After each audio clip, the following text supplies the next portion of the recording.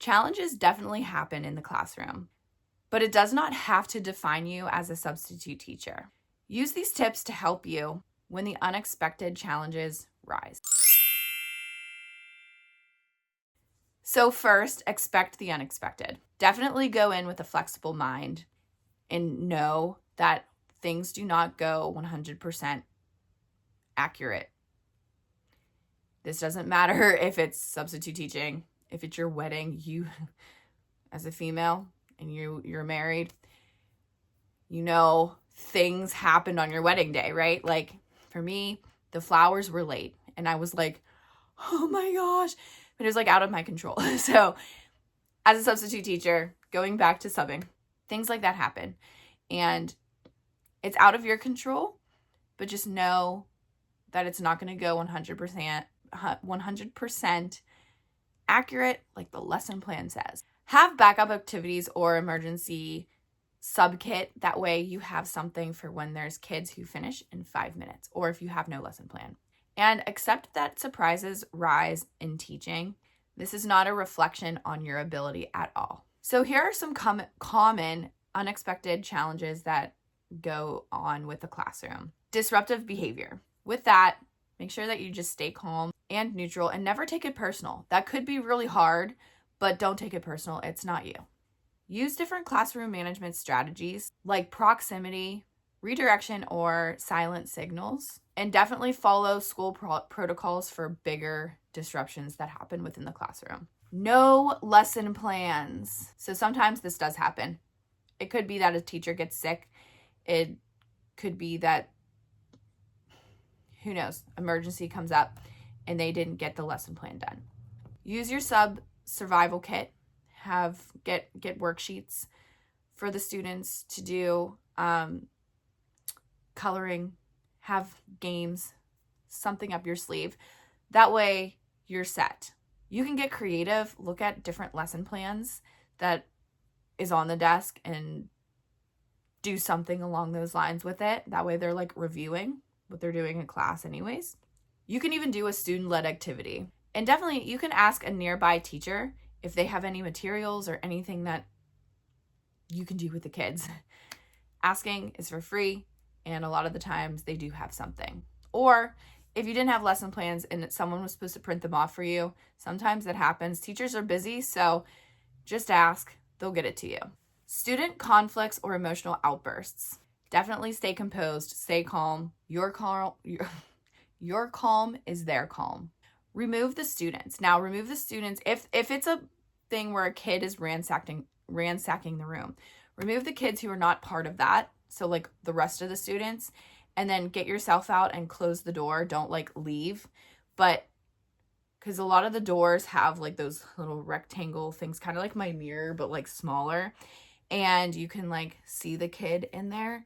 But it's just important that you evacuate the room so that no one else gets hurt, and then call for help or have a kid go down to the principal's office and say, hey, we need you up in 207. So you're allowed to do that. And definitely notify admin as soon as possible. Super important. Technology fails. This one happens a lot. I hate it when I can get them to work and then there's no sound. And it's like, really? Just don't panic. You could just use the whiteboard if it's like notes or something. You can have a discussion. You can do a journal prompt. Something else if technology fails you for the day.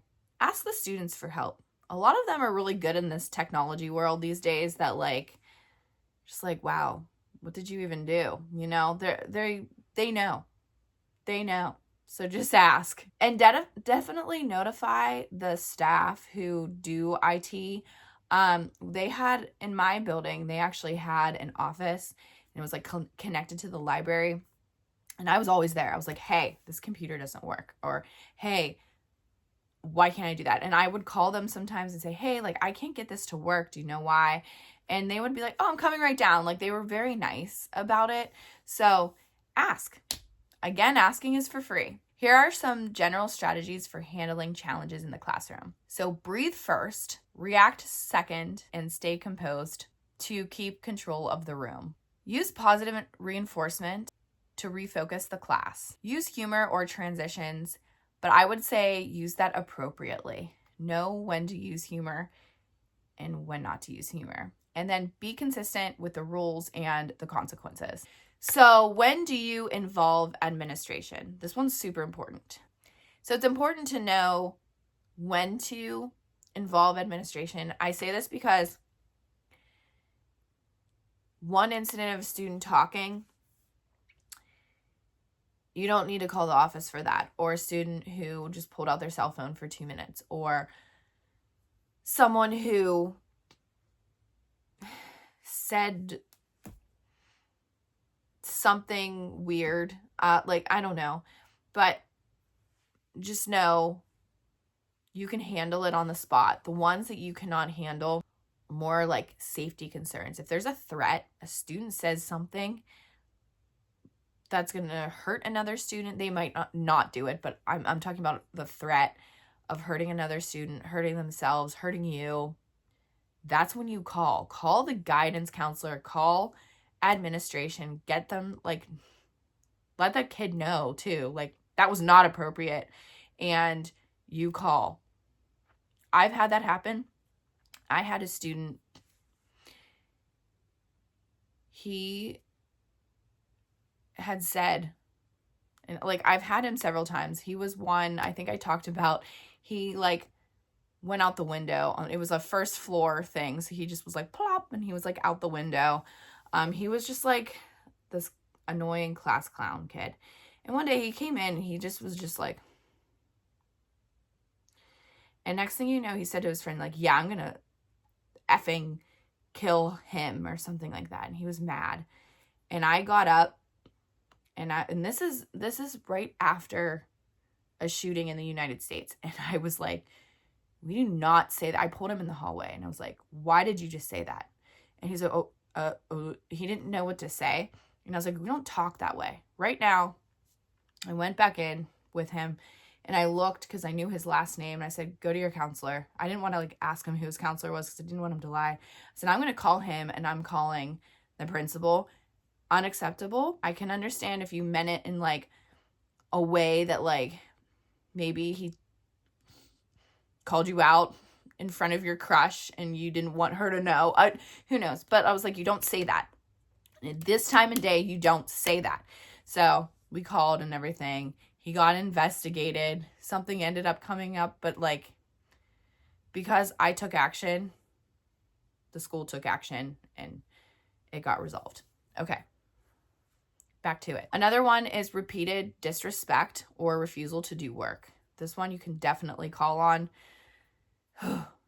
That can be really frustrating. So keep calm with this and just know when to stop talking to them and just getting the help that you need, and don't escalate the situation by continuing to fight with the kid.